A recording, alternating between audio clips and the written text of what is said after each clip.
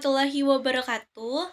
Hello everyone, let me introduce myself. My name is Salma Al-Sasadia with NPM 2341246 from Accounting Class 23A. Management Control System course. Here I will explain the material about management compensation. Definisi kompensasi manajemen. Kompensasi manajemen adalah sistem penghargaan atau imbalan yang diberikan perusahaan kepada manajer dan eksekutif sebagai balasan atas kinerja, tanggung jawab, dan kontribusi mereka terhadap pencapaian tujuan perusahaan. Kompensasi ini tidak hanya berupa gaji pokok, tetapi juga dapat mencakup bonus, insentif, jangka panjang, atau tunjangan lainnya. Sistem ini dirancang untuk memotivasi manajer, menyelaraskan kepentingan mereka dengan perusahaan, serta mendorong perilaku yang mendukung strategis dan sarana organisasi. Selanjutnya, ada tujuan kompensasi manajemen. Yang pertama, memberikan penghargaan atas kinerja manajer, baik dalam bentuk finansial seperti bonus atau insentif, maupun non-finansial seperti penghargaan dan promosi. Yang kedua, meningkatkan motivasi kinerja agar manajer lebih produktif dan fokus pada pencapaian target perusahaan. Yang ketiga, menyelaraskan kepentingan manajer dengan pemegang saham, sehingga keputusan manajer mendukung keberlanjutan dan kinerja jangka panjang organisasi. Yang keempat, menarik dan mempertahankan talenta manajer terbaik, agar tidak berpindah ke perusahaan lain. Yang kelima, meningkatkan loyalitas dan komitmen manajer dengan menciptakan rasa keadilan dan penghargaan yang pantas atas kontribusi mereka. Yang keenam, mendorong pengambilan keputusan yang etis dan bertanggung jawab, bukan hanya berorientasi pada keuntungan pribadi. Dan yang ketujuh, mendukung pelaksanaan strategis organisasi. Karena kompensasi dikaitkan langsung dengan indikator kinerja strategis atau Key Performance Indicator atau KPI. Berikutnya, ada jenis-jenis kompensasi manajemen. Yang pertama, ada kompensasi finansial langsung yang terdiri dari gaji pokok. Gaji pokok merupakan imbalan tetap yang diterima manajer setiap periode. Biasanya bulanan, sesuai jabatan, tanggung jawab, dan pengalaman kerja. Yang kedua, bonus kinerja. Diberikan berdasarkan pencapaian target tertentu seperti laba, volume penjualan, efisiensi biaya, atau pencapaian proyek strategis. Yang ketiga, insentif jangka panjang. Biasanya diberikan dalam bentuk saham, opsi saham, atau program berbasis kinerja jangka panjang. Tujuannya untuk mendorong orientasi manajer pada keberlanjutan nilai perusahaan, bukan hanya keuntungan jangka pendek. Selanjutnya, ada kompensasi non-finansial atau tidak langsung, yaitu terdiri dari tunjangan kesehatan, asuransi, fasilitas kendaraan, dan tunjangan lainnya.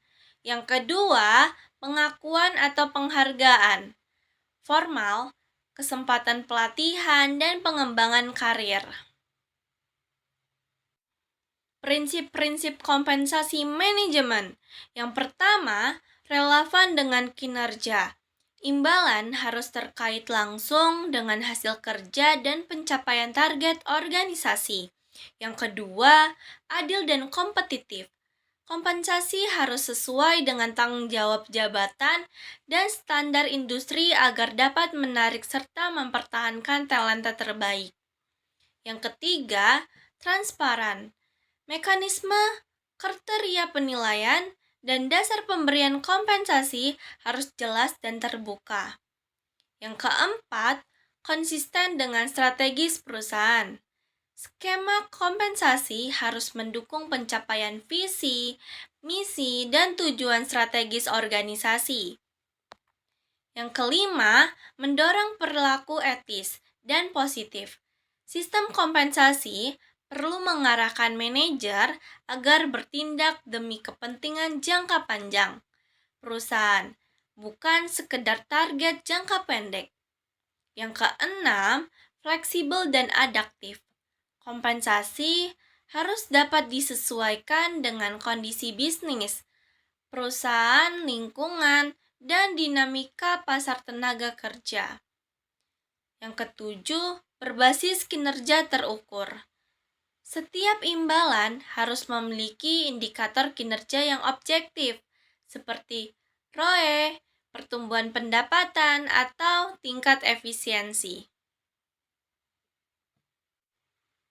Berikutnya, ada hubungan kompensasi dengan sistem pengendalian manajemen. Dalam sistem pengendalian manajemen, kompensasi berfungsi sebagai mekanisme motivasi dan pengendalian perilaku manajerial. Hubungan ini dapat dijelaskan sebagai berikut. Yang pertama, kompensasi sebagai alat pengendalian hasil. Manajer diberi kebebasan dalam pengambilan keputusan, namun kinerjanya diukur berdasarkan hasil dan kompensasi diberikan sesuai dengan pencapaian target. Yang kedua, kompensasi sebagai alat pengendalian personal. Dengan memberikan penghargaan dan peluang pengembangan diri, perusahaan membutuhkan rasa tanggung jawab intrinsik dan loyalitas pada organisasi. Yang ketiga, kompensasi sebagai alat pengendalian budaya. Sistem penghargaan membantu membentuk budaya organisasi yang berorientasi pada kinerja dan presentasi. Adapun tantangan dalam perencanaan kompensasi manajemen. Perusahaan sering menghadapi berbagai tantangan dalam menentukan sistem kompensasi yang efektif, seperti yang pertama, menyeimbangkan antara kepentingan jangka pendek dan jangka panjang. Bonus jangka pendek dapat memotivasi, tetapi beresiko mendorong perilaku opportunities. Yang kedua, menilai kinerja manajerial secara objektif. Pengukuran kinerja non-keuangan sulit dilakukan secara kuantitatif. Yang ketiga, menjaga keadilan internal dan eksternal. Ketimpangan antara jabatan atau dibandingkan dengan perusahaan lain dapat menimbulkan ketidakpuasan. Yang keempat, menghindari manipulasi laporan keuangan. Manajer mungkin tergoda memanipulasi data untuk memenuhi target insentif.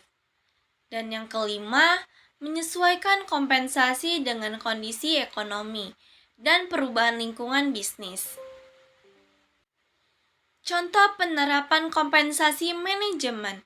Yang pertama, ada PT Astra International Tbk. Memberikan kombinasi gaji pokok, bonus kinerja, dan program long-term incentive berbasis saham bagi direksi dan manajer senior.